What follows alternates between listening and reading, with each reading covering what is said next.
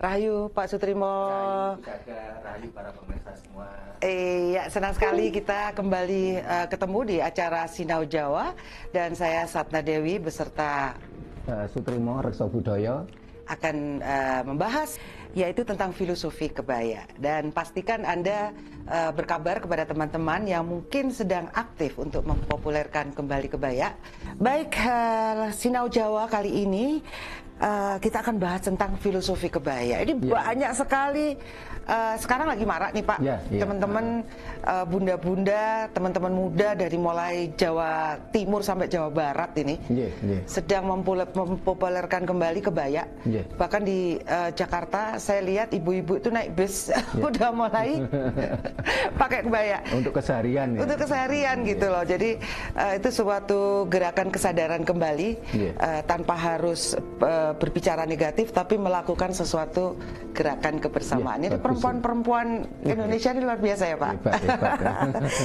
Baik, kita akan berdiskusi tentang kebaya supaya kita diperkuat ya, mempunyai kekuatan untuk memakai ini sebagai mungkin baju keseharian gitu seperti zaman dulu kan ya Pak ya. Pengertian busana atau pakaian itu apa sih Pak sebenarnya Pak? Ketika bicara busana atau ageman ageman itu sesuatu yang diagem, sesuatu yang menjaga kehormatan kita, sehingga orang Jawa mengatakan ajining diri gumantung ing lati, ajining raga gumantung ing busana. Jadi bagaimana kita berbusana itulah merupakan cerminan kehormatan kita. Kalau kita berbusananya sesuatu yang tidak semestinya, tentunya kan menjadikan kehormatan kita menjadi tidak semestinya juga. Nah, ini yang dimaksud dengan busana. Jadi bagaimana kita harus menempatkan diri kita di mana kita berada, selaku apa, sehingga ini menjadi pedoman orang-orang Jawa dalam berbusana. Sehingga ada busana padinan, ada busana ketika melakukan ritual, bagaimana busana ketika misalnya kalau zaman dulu itu kan ketika menjadi pangreh projo atau sekarang taruhlah ke kantor, semuanya ada busananya yang berbeda-beda. Ada tata caranya berbusana sendiri. Ini termasuk bagaimana busana ketika pengantin, pahargyan itu kan juga berbeda-beda. Oke, yang termasuk busana adat Jawa itu apa saja? Busana adat Jawa mulai dari kalau orang laki-lakinya kan beskap ya, terus pakai sewek ya, jarit ya. Jarit batik ya. Batik, sewek ya. Jarit untuk wilayah Mataraman kan jarit, tapi kalau untuk wilayah Arek itu sewek ya. Iya. Terus setelah itu kalau untuk perempuannya ya pakai kebaya, bersanggul. Kalau tidak bersanggul ya rikmone diore, rikmane ngembang bakung gitu. Jadi orang Jawa sangat memuliakan rambutnya, perempuan-perempuan Jawa, karena rambut itu lambang mahkota. Jadi ada bahasa untuk rambut apa Pak yang halusnya itu sampean ya? Iya, rikmone ngembang bakung. Rikmo ya. Oke. Jadi Jawa ini penuh dengan tata cara. Jadi tidak seperti yang mungkin dipikirkan oleh beberapa orang tentang ageman atau busana Jawa ini. Ini kita khusus berbicara tentang kebaya yang Jawa ya Pak, atau kebaya itu mungkin ada di daerah-daerah lain atau mungkin negara lain. Kebaya ini kan merupakan busana Nusantara ya, jadi tidak hanya pulau Jawa. Jadi kalau kita bicara tentang Nusantara itu di mana aja Pak? Nusantara itu pertama kali disebutkan kan pada masa Mataram ya, Mataram Medang Kamulan ya, bukan Mataram Sultan Agung. Setelah itu waktu itu kan dengan adanya dinasti Selendra dan Wangsa Selendra dan Wangsa Sanjaya. Setelah itu sudah bicara Nusantara. Setelah itu Wangsa Isana itu juga udah bicara Nusantara. Setelah itu Wangsa Rajasa.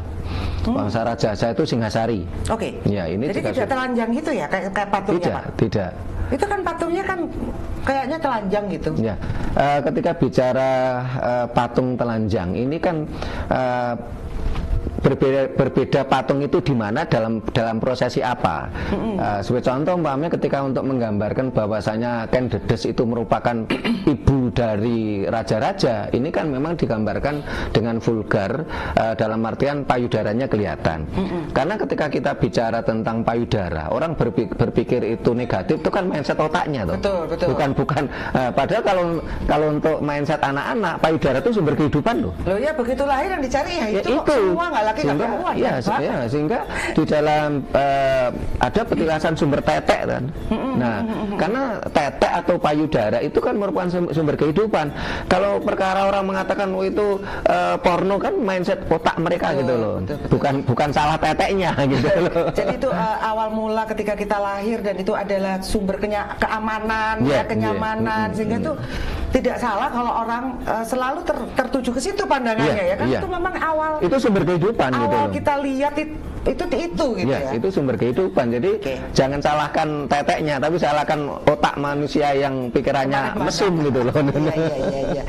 Baik. Dan itu adalah mungkin suatu kewajaran ketika kita nggak perempuan, nggak laki-laki selalu tertarik dengan itu ya Pak. Dan itu alami gitu. Sangat wajar gitu ya. Oke. Jadi ada Jawa tadi, busana ada Jawa tadi, ada sewe, ada jari, ada beskap, terus apa lagi Pak? Ada, kalau laki-laki ada blangkon ya. Kalau perempuan ya bersanggul atau udeng. Blangkon itu kan setelah kemarin udah kita bahas ya, blangkon itu kan dari kata blanko itu form. Jadi blangkon itu dari udeng yang sudah dibuat blangko, tinggal pakai gitu loh. Tapi kalau awalnya kan udeng atau iket ya.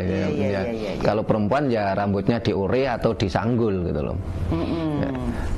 Nah, bagaimana adab kepantasan dalam pemakaian busana nih Pak? Sesuai dengan kedudukan, pangkat tadi itu. Mungkin bisa dijelaskan aturan pemakaian sesuai dengan kebutuhan itu gimana Pak? Zaman dulu kita balik lagi ke zaman dulu deh. Zaman dahulu kala ini kan dalam konsep ajaran Jawa itu tidak ada perbedaan manusia. Jadi adanya perbedaan manusia dengan feodalisme antara bangsawan ya, dengan dengan gelar bermacam-macam, dengan istilahnya kaula alit. Ini kan setelah Mataram sebenarnya, setelah Mataram Sultan Agung. Dulunya tidak. Kalau kita baca berbagai literasi, itu masa Majapahit itu tidak ada banyak pangkat yang seperti sekarang ini. Dulu cuma misalnya Raden gitu aja. Raden itu dari kata rah dan adi. Rah dalam darah yang baik gitu.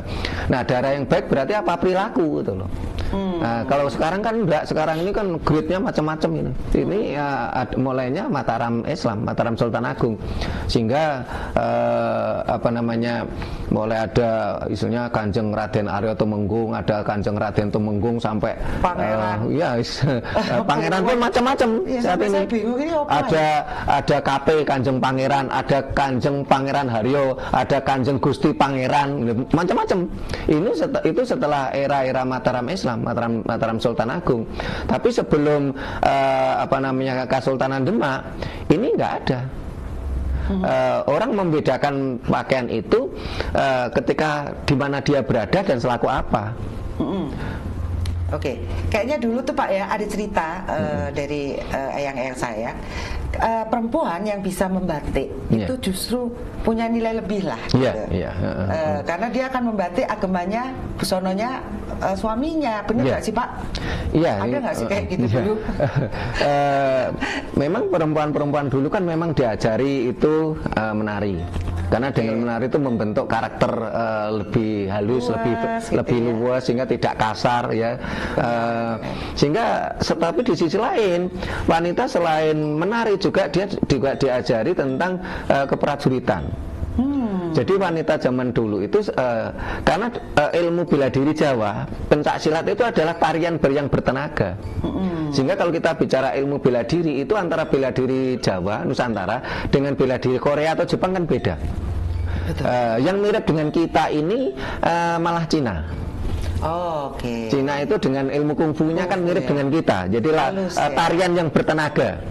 Nah, begitu juga dengan wanita-wanita Jawa itu, selain dia pandai menari, dia juga harus dia sekali waktu juga diajari tentang tari keprajuritan untuk versi wanita, dan juga harus termasuk batik tadi, sehingga tadi sebagai yang dipercaya banyak orang bahwasanya ibu para raja ini adalah Ken Dedes. Bukan Ken Dedes sebenarnya bacanya. Dedes, ya? Ken Dedes. Dedes itu adalah wanita yang teliti. Wanita yang teliti, wanita cermat, gitu ya? yang cermat gitu loh, sehingga dedes gitu. Nah, dalam perkembangan zaman kan dedes diartikan sesuatu yang umpamanya kain bolongnya rata, jadi kainnya dedes, rantas. Karena di situ kan cermat, seksama, ya, teliti. Dedes itu artinya seperti itu gitu loh. Iya, benar. Di Ken Dedes sama Ken Angkruk. Angkruk itu duduk dengan kewibawaannya. Jadi Ken Angkruk. Perkembangan zaman angkruk menjadi cangkruk. Oh iya. Ken ini Pak, Ken itu bangsawan. Bangsawan pada waktu itu. Sehingga ada Ken Angkruk, Ken Dedes, Ken Umang, Ken Endok, dan sebagainya. Oh, itu juga gelar-gelar zaman. Ya, gelar. Baik, Pak Trimo. Ini tadi kita bahas tentang ageman kebaya itu dulu dipakai oleh siapa, pas lagi apa gitu. Apa semuanya harus juga pakai kebaya? Kan belum ada celana juga ya dulu, celana perempuan kan nggak pakai celana panjang ya Pak? Iya, jadi kalau saya lihat dari sejarah yang ada, termasuk di pakaian yang di wayang ya, itu kan wayang itu kan kemarin sempat kita katakan bahwa wayang itu mulai 1500 tahun sebelum Masehi sudah ada wayang, dan situ juga wayang itu kan berpakaian. Itu kan simbol orang Jawa mengenal pakaian jauh sebelum Masehi. Apa itu udah batik dulu Pak? Ada yang batik, ada yang enggak. Terus kalau celana, orang Jawa juga sudah mengenal celana untuk laki-lakinya. Sehingga kalau kita lihat wayang kulit sekarang, terus itu relief, ini sudah mengenal celana. Tapi kalau perempuan memang enggak. Jadi pakai sewek ya. Kalau kita lihat tentang kebaya ini, kurang lebih pada masa Singhasari sudah ada pakai ya tadi saya. Jadi mulai sebelum sudah kenal pakaian. Setelah itu kalau saya pernah baca, ini pada masa Majapahit kurang lebih abad 13, ini perempuan Jawa sudah pakai kebaya, bahkan lebih sudah mulai sudah mendunia malah, sehingga Majapahit Anjayeng Bawono gitu. Nah, pada waktu itu ketika Raja Majapahit itu punya istri Dara Langking, ya, Dara Langking itu dari Cina, yaitu yang terkenal dengan nama Jawanya adalah Adanenggar Kelaswara. Waduh, baru dengar ya. Saya. Itu Raja Majapahit yang mana Pak? Raden Wijaya. Oh, istrinya banyak ya? Iya, Raden Wijaya ini itu aja ya? Enggak, Raden Wijaya ini kan sudah pengalaman mendunia ketika menjadi Menteri Luar Negerinya Singhasari. Yang di catatan sejarah terkenal dengan ekspedisi Pamalayu.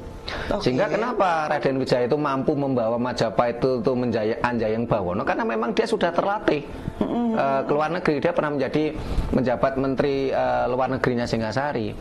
Nah, pada masa Majapahit ini perempuan sudah pakai kebaya ya. Dan waktu itu istri dari Raden Wijaya itu banyak. Tapi kalau permaisurinya satu, yaitu Gayatri, putri dari Raja Kertanegara. Nah, istri dari Raden Wijaya itu ada Dara Cemengan. Dara Cemengan itu, cemeng itu bahasa Jawa ya, artinya hitam. Jadi Raden Wijaya punya istri dari Afrika. Oh, bukan orang Keling, India. Ada yang mengatakan orang Keling, ada orang India, Afrika. Sebenarnya orang yang hitam, kulitnya hitam. Oke. Terus setelah itu ada Dara Petak. Putih berarti. Putih. Ya? Jadi Raden Wijaya pernah punya istri itu bule.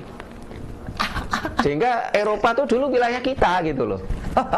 Mbah. Kita menguasai 2/3 dunia. Luar biasa ya ternyata ya. Terus Melanglang ya. Iya, terus Jawa, Raden Wijaya juga pernah punya Dara Jingga. Dara Jingga itu merah. Kita perkirakan Timur Tengah. Ya, karena Pak. Ya, karena ketika Timur Tengah itu ketika diluluh lantakan oleh Genghis Khan, Timur Tengah itu tidak punya kerajaan besar. Itu wilayah kita. Oh gitu Pak? Iya. Tenanan nih Pak. Ini sejarah dunia, silakan dibuka. Pada waktu itu bagaimana orang-orang Timur Tengah itu hancur oleh Genghis Khan. Setelah itu tidak punya pemerintahan besar. Baru setelah itu munculnya Kekhalifan Ottoman Turki.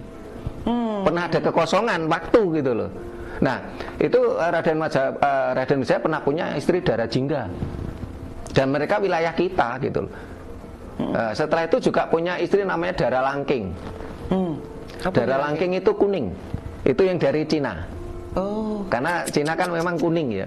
Nah itu masih banyak. Bahkan kalau kita bicara tentang sejarah, seringkali masa menjadi cerita ketoprak itu. Orang dengan cerita Adanenggar Kelaswara.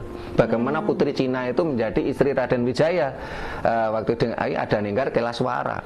Nah ketika Adanenggar itu pergi ke Majapahit, itu memakai pakaian yang mirip dengan kebaya. Sehingga akhirnya mulai itu ada istilah baru namanya kebaya encim. Oh iya. Jadi kebaya itu bukan dari Timur Tengah nih Pak? Tidak.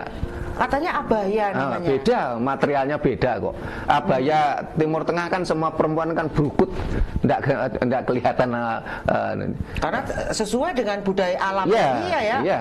Padang pasir. Ya, kalau mereka tidak pakai abaya, rambutnya penuh dengan pasir debu, ya. Itu memang sangat wajar ya kalau di sana ya. Aja, gitu loh.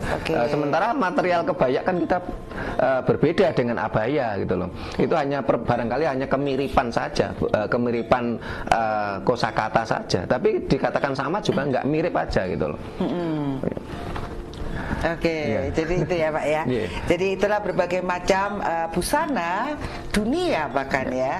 Jadi kalau begitu Pak, busana itu sebenarnya adalah hasil dari budaya ya. Iya, hasil budaya. Interaksi dengan alam sehingga menghasilkanlah karya-karya itu tadi ya, busana itu ya Pak. Dan busana itu karena budaya itu dari kata budi dan daya manusia, tentunya akan menyesuaikan dengan di mana dia berada. Betul. Tidak mungkin orang Nusantara memakai abaya yang mirip dengan Timur Tengah gitu. Ongkep lah yang jelas. Dengan berbeda gitu, karena di sini alamnya tropis gitu loh. Nah, kebaya sendiri itu memang bahasa Jawa kuno dari kata keba dan aya. Keba itu penuh, aya, aywo itu artinya batasan atau aturan. Jadi perempuan itu harus memakai kebaya itu ketika biasanya karena di situ penuh batasan, penuh aturan. Sehingga nantinya ada kalau dalam istilah Jawa itu ada wadon atau estri, setelah itu perempuan, setelah itu wanita. Apa aja itu Pak? Ini baru tahu nih. Ini jangan-jangan nanti saya pakai kebaya nih kalau udah belajar ini. Gimana Pak? Jadi kebaya dari kata keba dan aywa. Aywa itu artinya adalah batasan atau aturan. Sehingga orang yang memakai kebaya secara langsung atau tidak langsung, dia sudah harus mengikuti aturan yang ada. Aturan dengan kebaya itu sendiri gitu loh. Otomatis contoh maunya dia harus pakai kebaya. Ya otomatis rambutnya harus diore, rambut maning ngembang bakung atau disanggul. Pada waktu itu kalau sanggul itu biasanya kalau upacara. Upacara memang harus disanggul. Tetapi kalau upacara ini maksudnya ritual Pak? Beda, upacara dengan ritual beda kan. Apa nih kalau upacara itu namanya pahargian. Entah itu pahargian di. Pahargian itu apa Pak? Pahargian itu. Jawa karo basa Jawa ya iki. Maaf ya Pak. Makanya saya senang ada di sini karena benar-benar sinau saya. Pahargian itu umpamanya kegiatan yang resmi. Entah itu di atas kelasnya kelas desa atau kelasnya umpamanya di atas desa, karena kalau kita bicara strata pemerintahan kan itu ada desa, gerbek desa misalnya. Iya, itu sudah termasuk upacara. Oh, itu termasuk upacara ya? Setelah itu umpamanya di atasnya desa kan ada aris, terus ada demang, setelah itu ada bupati. Akuwu itu setara dengan setara dengan Demang Akuwu itu. Cuman beda masanya. Setelah itu ada bupati. Setelah itu ada adipati. Bupati sama adipati itu beda. Kalau adipati itu membawahi beberapa bupati. Sekarang gubernur ya? Ya, barangkali adipati setara dengan gubernur sekarang. Setelah itu raja. Kalau kita bicara pahargian-pahargian resmi, itulah wanita Jawa harus pakai sanggul. Tetapi kalau keseharian mereka rambutnya diore, sehingga ada istilah rekmani ngembang bakung. Atau digelung dulu Pak, digelung. Ya digelung sederhana, tapi yang banyak ya itu rekmani ngembang bakung itu sampai menjadi kata sastra kan itu. Tentunya tidak akan muncul kata sastra itu kalau tidak ada faktanya toh. Betul. Karena itu kata sastra. Nah, seorang sastrawan tentunya akan melukiskan dari sesuatu yang fakta gitu loh. Betul. Jadi mohon maaf ya, ketika rambut itu ditutup akhirnya, kayak sastra itu nggak ada. Sehingga Jawanya hilang. Sehingga tidak ada kata-kata rek maning ngembang bakung gitu loh. Itu loh kerennya. Dulu kan rambut itu mahkota, andan-andan loh. Andan-andan itu jadi satu kata. Sekarang mosok ketok, mosok ada Pak. Iya, rambut rek maning ngandan-ngandan. Rek maning ngembang bakung. Jadi ngembang bakung sama andan-andan itu ada kemiripan. Oke. Nah, itulah mungkin pemirsa bisa menarik benang merah ya dari karya-karya sastra kita yang halus gitu ya untuk menggambarkan keindahan dari. Nah, ini tadi perempuan belum dijelasin nih, estri perempuan. Ini kenapa? Ini juga karena ini adalah objek karya-karya sastra loh, Pak. Iya. Jadi kalau pertama itu kan wadon. Wadon. Karena orang yang punya pawadonan ya wadon. Oke. Ya. Kalau bahasa kerennya sekarang orang yang punya misfi ya. Bahasa sekarang ya. Iya. Oke. Wadon. Tapi wadon itu belum tentu perempuan. Jadi wadon setelah itu estri. Oh, tingkatannya gitu ya? Ya. Wadon itu berarti gender. Seks ya. Ya, seks. Setelah itu estri. Estri itu karena si wadon tadi mengeluarkan 3 hal. Tri itu kan bahasa Jawa artinya 3. Oke. Ya. Mengeluarkan 3 hal. Jadi mohon maaf ya, mengeluarkan darah, air kencing, sama mani. Masuk mani, Pak? Iya ta? Komo. Mani itu juga bahasa Sanskerta. Manikem itu bahasa Sanskerta gitu loh. Ya ampun, separancunya pengetahuan saya. Kalau bahasa sekarang kan sperma. Ya itu kan buat laki. Buat laki, kalau perempuan kan sel telur. Ya. Oke. Dan makanya S3 gitu ya. Masukkan 3 tuh estri. Jadi estri itu bukan istri ya? Bukan, estri. Perempuan juga ya? Estri. Jenis. Bisa dikatakan estri, bisa dikatakan pawestri. Apa itu pawestri? Pawestri itu isinya bentuk halusnya dari estri. Oke, tapi lek wadon kan juga estri, Pak. Iya, jadi kalau wadon itu kan ketika masih kecil. Oke. Kalau setelah dewasa kan jadi dia pawestri atau estri. Kalau belum dewasa kan, mohon maaf kan dia belum mengeluarkan darah. Oh iya, jadi kayak bunga aja dari mulai kucup terus kemudian pekat gitu ya. Iya. Kalau wadon tahapan kan, gitu ya. Jadi kalau wadon kan mengeluarkan cuma air kencing aja. Oke, setelah wadon, estri, kemudian perempuan. Apa itu? Perempuan dari kata empu. Ketika si pawestri tadi melahirkan anak. Oke. Nah, jadi perempuan gitu loh. Oh, jadi perempuan. Ini perempuan perlu dibahas juga nih. Kita ngobrolin tentang perempuan ya, Pak. Saya termasuk wadon, istri atau estri. Bukan istri loh ya, estri. Oh, estri, mereka estri ya. Jadi yang pertama kan wadon, jelas Bu Sada jelas juga wadon. Sudah pernah lewati.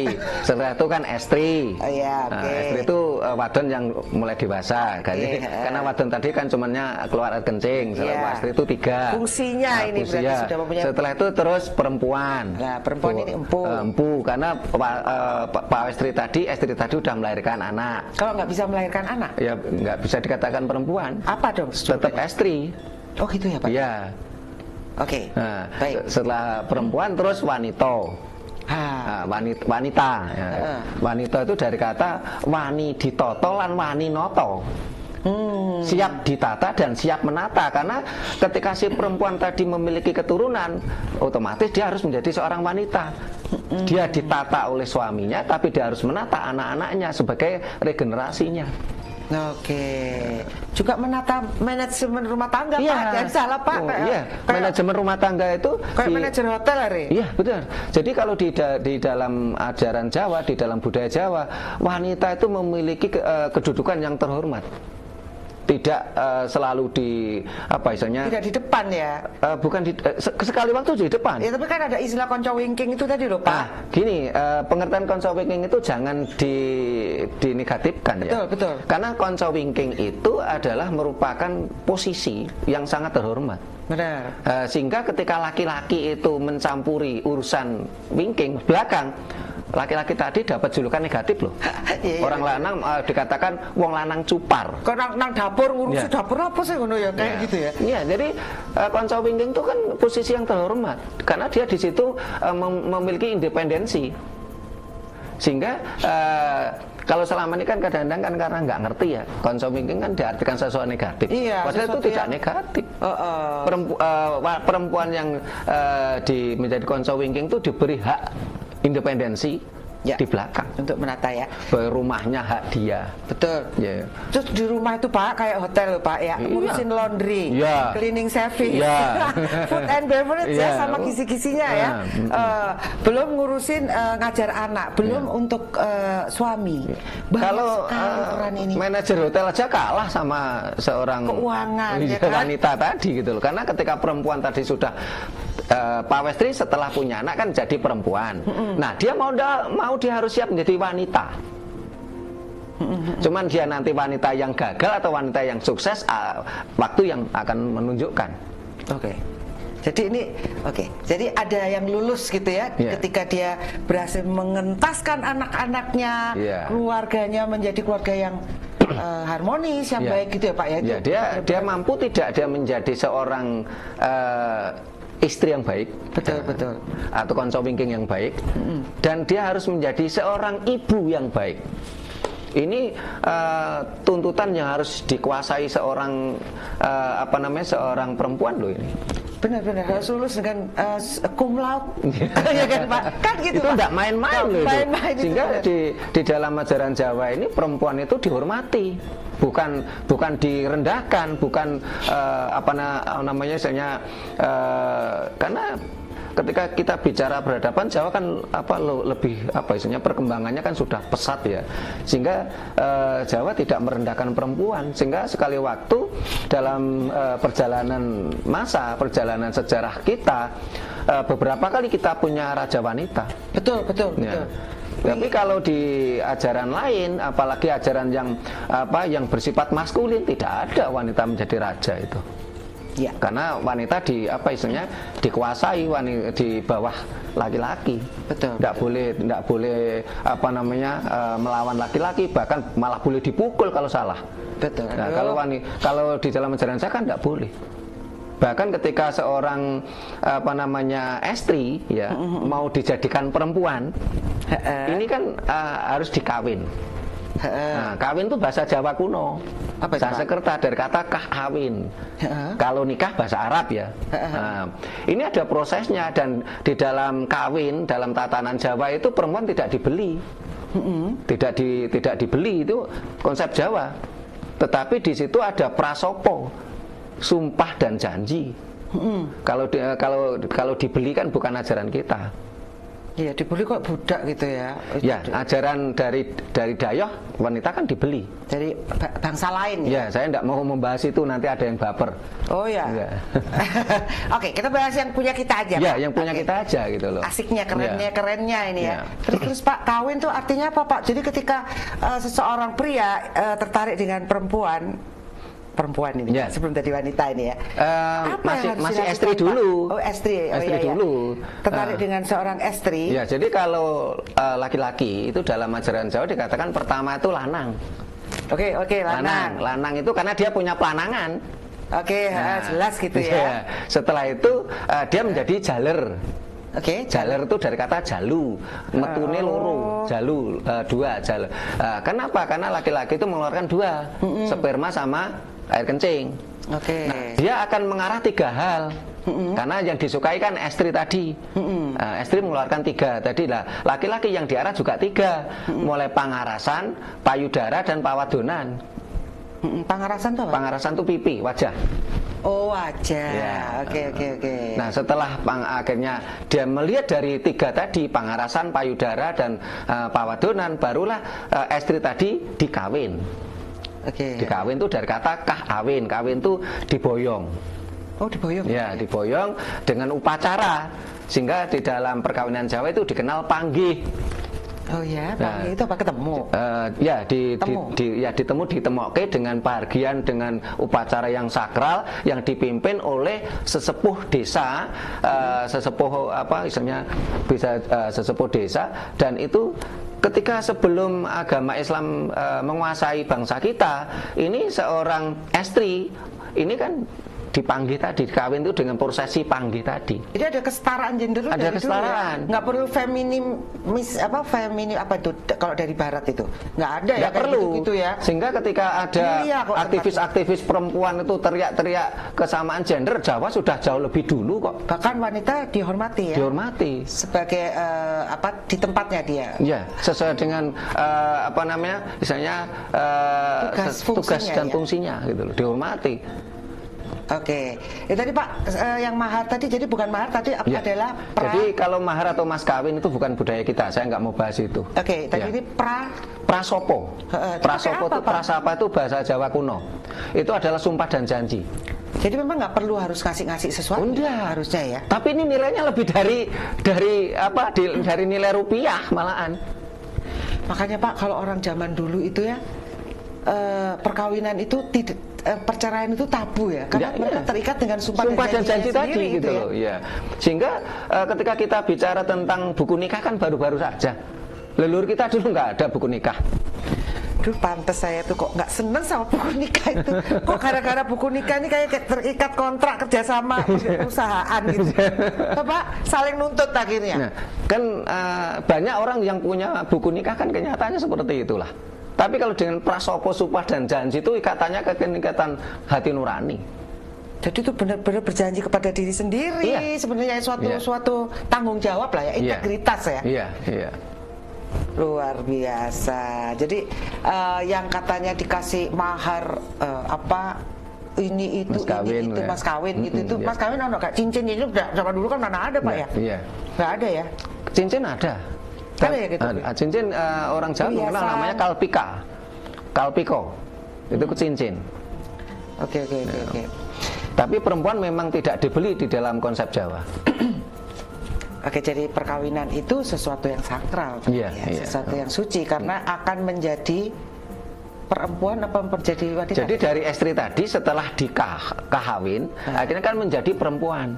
Karena bisa melahirkan. Akhirnya punya anak. Oke. Jadi kalau istri tadi belum memiliki anak, ya belum bisa disebut perempuan. Oke. Baik. Nah, setelah punya anak perempuan, akhirnya dia siap harus jadi wanita. Perkara dia ke tingkat kesuksesan wanita tadi kan beragam. Berarti banyak yang gagal menjadi wanita dong Pak. Sampai di perempuan tuh udah cerai, udah berantakan. Iya, bisa jadi itu berarti dia gagal untuk menjadi wanita. Jadi kalau ini sekolah gitu stratanya gitu, itu sudah gagal dia. Iya, sudah gagal dia. Tuh. Iya. Itu dia. Jadi tingkatan-tingkatan sebagai perempuan ini sangat dalam sekali ya. Dan itu termasuk tadi kebaya tadi, kebak yang ayak penuh dengan batasan-batasan, aturan-aturan. Oke. Jadi kita nih kalau sudah pakai kebaya harus tahu aturan-aturan tadi. Bagaimana Pak? Sebenarnya kebaya itu biasanya terbuat dari bahan apa Pak? Kalau soal bahan itu kan kalau zaman dulu itu kan tentunya ya pakai sutra ya apa namanya, katun kapas. Ya, dari katun atau kapas. Dan leluhur kita sudah kenal lama, bahkan mulai zaman Masehi, sebelum Masehi leluhur kita sudah mengenal tentang alat pemintal benang dari kapas. Kalau tetron itu kan sintetis ya, baru-baru saja. Oke, jadi itu adalah satu kebudayaan kuno ya sebenarnya, lama ya. Oke, saya melihat bahwa ini tadi ngomong tentang pernikahan ya Pak. Kalau melihat seremoni upacara dari pernikahannya orang Jawa. Baik, kalau gitu jangan bilang pernikahan, perkawinan. Oh, perkawinan, sorry. Saya harus meralat ini. Karena kalau pernikahan soalnya tidak akan kenal upacara. Jadi gimana dong? Nggak tahu, saya nggak akan bahas pernikahan karena itu bukan budaya kita. Kalau budaya kita ya perkawinan. Oke, perkawinan penuh dengan filosofi, upacara yang begitu detail, seperti itu memang Pak. Iya. Jadi di situ sudah memperlihatkan bagaimana perempuan itu sangat terhormat di Jawa. Jadi untuk meminang, untuk menjadi kahawin tadi prosesnya panjang. Karena di Jawa tidak mengenal apa namanya perempuan itu dibeli, prosesnya panjang. Karena di dalam tradisi Jawa tadi yang berhak, ini perempuan sangat terhormat, yang punya hak menentukan hari perkawinan itu pihak perempuan. Iya. Laki-laki tidak punya hak loh di dalam tradisi Jawa. Yang punya rahim juga perempuan, ayo. Nah, itulah tradisi Terhormat, Jawa, ya. ajaran Jawa itu menghormati perempuan, sehingga mereka punya hak. Sehingga akhirnya setelah nampi wangsulan calon besan, mereka mengirim utusan ke rumah. Beberapa orang saja kita bicara tentang penentuan hari H. Mereka yang menentukan. Cuman dari pihak laki-laki dan pihak saya cuman misalnya jangan hari ini yang merupakan apese keluarga. Oke. Nah, tetapi yang menentukan tetap pihak perempuan gitu loh. Di situ kan sangat dihormati perempuan. Ya. Sehingga ayo kita kembali ke ajaran leluhur kita lah. Iya. Perempuan dihormati di situ. Benar. Sangat teliti, cermat ya, penuh. Ketika kita bicara tentang teori peradaban, berkali-kali saya sampaikan, semakin tinggi peradaban akan semakin spesifik dalam membuat aturan main dan penyebutan objek. Semakin rendah suatu peradaban akan semakin sederhana dalam membuat aturan main dan penyebutan objek. Sah.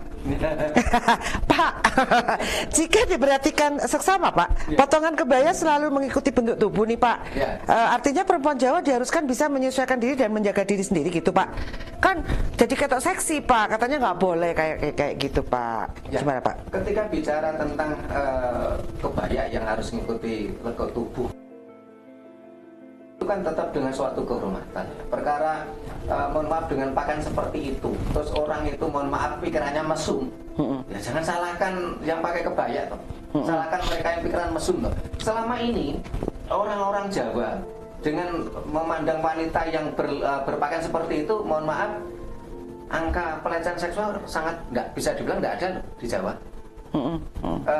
Tapi ribet soalnya Pak, kayak udah pelecehan seksual kan malah dinunjau di sana. Iya.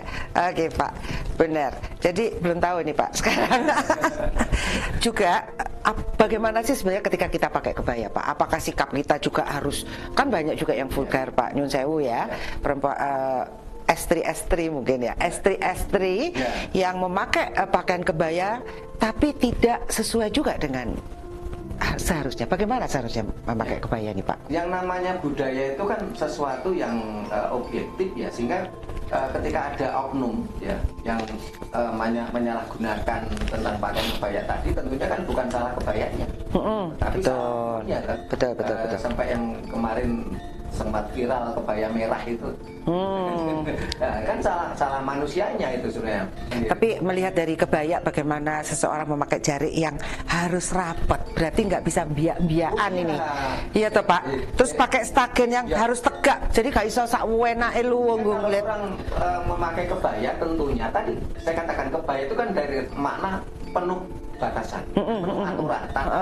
Tentunya ketika wanita memakai kebaya kan dia duduknya harus manis ya, rapat ya, tegak lagi, kakinya rapat, istilahnya belakangnya juga tegak karena di sini pakai stagen. Iya, nggak mungkin kita begini, nggak mungkin. Orang pakai kebaya nggak mungkin akan jigang, kakinya di atas jigang, nggak mungkin. Saya itu Pak, itu namanya kebaya tadi, penuh dengan batasan, penuh dengan aturan gitu. Kalau saat ini banyak estri-estri di Indonesia itu memakai kebaya dan mereka rek maning ngembang bakung atau bersanggul, ya oke lah, itu untuk tahap pertama. Ya, aku seneng ya, rambutnya dibrukut, karena itu bukan wanita Indonesia kan. Kita senang dulu. Tapi kalau bisa mereka jangan cuma jadi estri. Mereka harus menjadi perempuan. Meningkat lagi ya. Meningkat ya, setelah itu menjadi wanita. Oke. Nah, kalau kita bicara wanita tentunya kebayanya kan kebaya yang pakem. Yang pakem kan tidak modifikasi yang sekiranya bisa untuk berbuat melakukan sesuatu yang negatif. Oke, bahkan ketok-ketok. Kayak gitu dulu ya sebenarnya kebaya tertutup ya, benar ya. Ada misalnya pakai kemben. Oke, belum ada BH yo, zaman biyen Pak.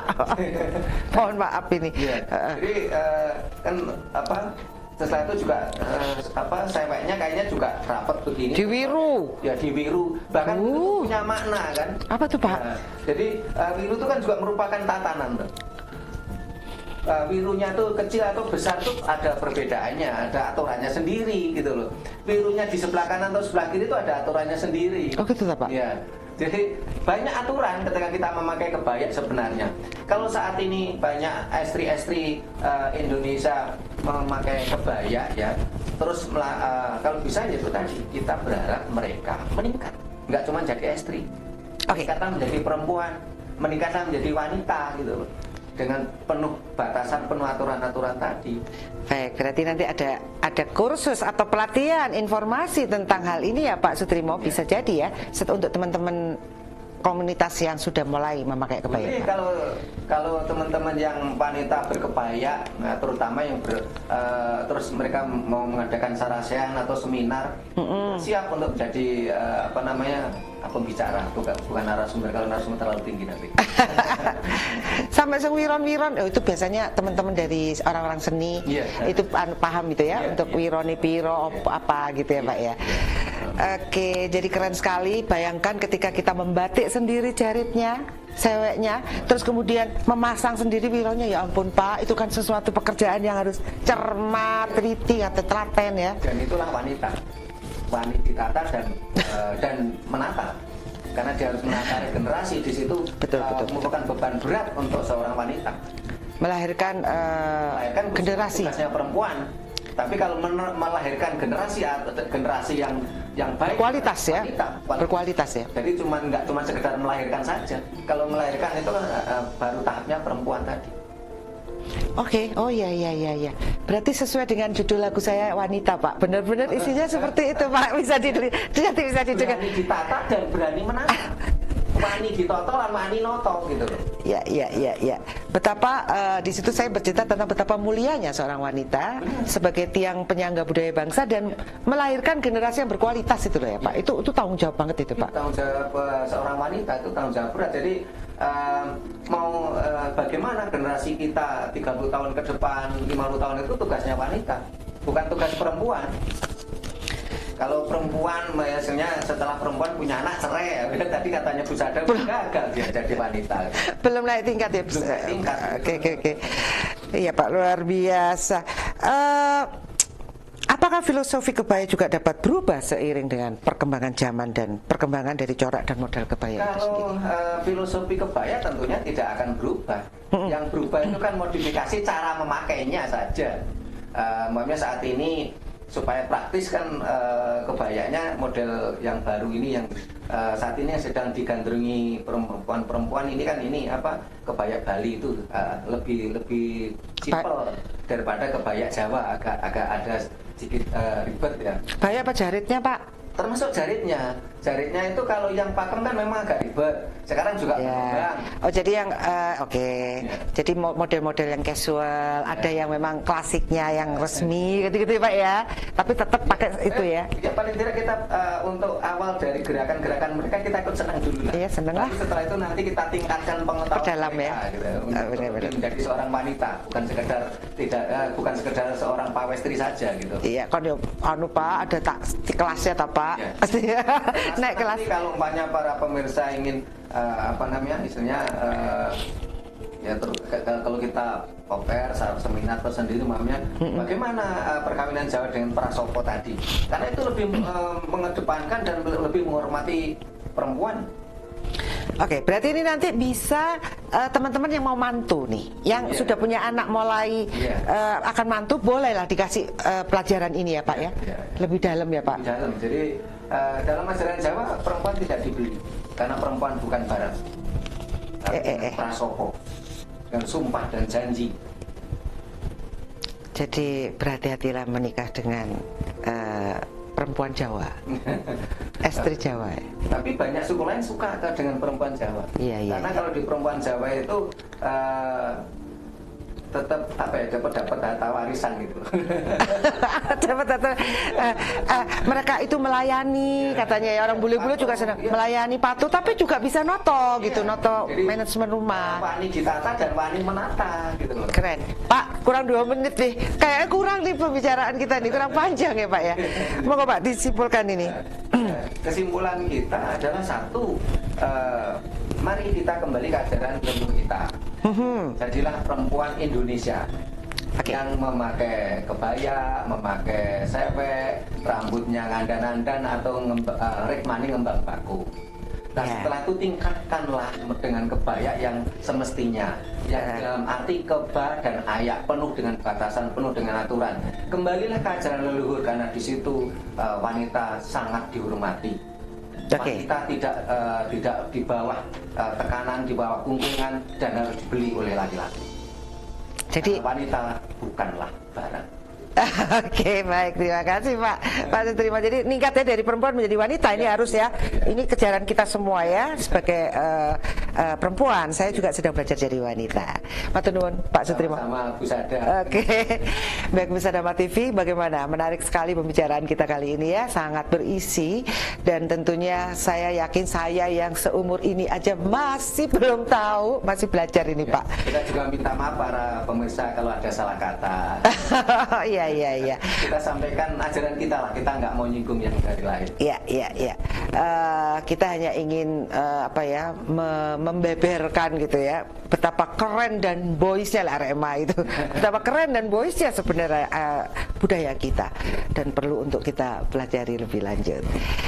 Baik, Bisa Dama TV, saya Satna Dewi beserta kru Dama TV mengucapkan banyak terima kasih dan mohon maaf jika ada salah kata pada kesempatan kali ini. Terima kasih, Rahayu, sampai ketemu.